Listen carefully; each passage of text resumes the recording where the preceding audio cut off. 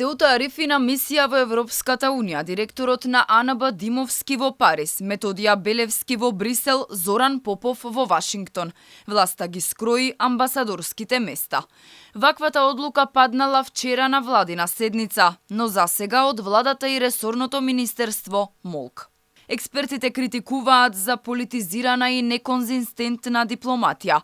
Новиот пакет амбасадори е типичен договор помеѓу СДСМ и ДУИ за позиционирање кадри на места, каде може да влијаат според нивните политики, реагира поранешниот дипломат Георги Мисајловски. Као и другите испрачени наши амбасадори, овој типичен договор помеѓу двете водечки коалициони партии, СДСМ и ДУИ, за позиционирање на нивните кадри на места дипломатски надвор од каде може да се врши соодветно влијание.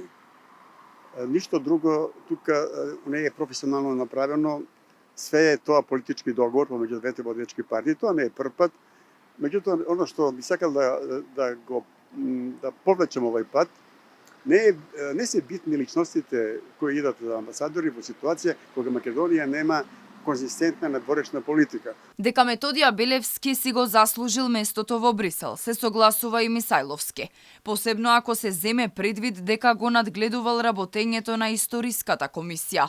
Предходно високи дипломатски извори во МНР за Алфа открија дека токму Белевски вршел политички притисоци врз одлуките на Македонско-бугарската комисија за историја. Кој се однесува на господинот Белевски, сигурно се чудавате за неговата супервајзорска улога во работењето на Историската комисија со Бугарија и ова е една видна заслуга со одење на тоа дипломатско место во Брисел. Предходно се шпекулираше дека поранешната градоначалничка Арифи имала обиди да се смести на амбасадорското место во Вашингтон, но и таа не го добила агреманот, како што беше случајот со Фрчковски, кој по неколку обиди најде место во Обединетите нации.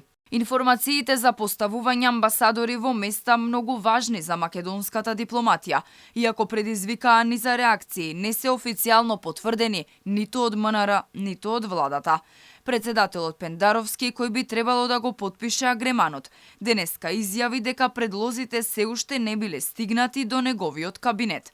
Став побаравме и од директорот на АНБ Виктор Димовски и поранешната градоначалничка на Тетово Теута Арифи, но не одговорија на прашањата на Алфа.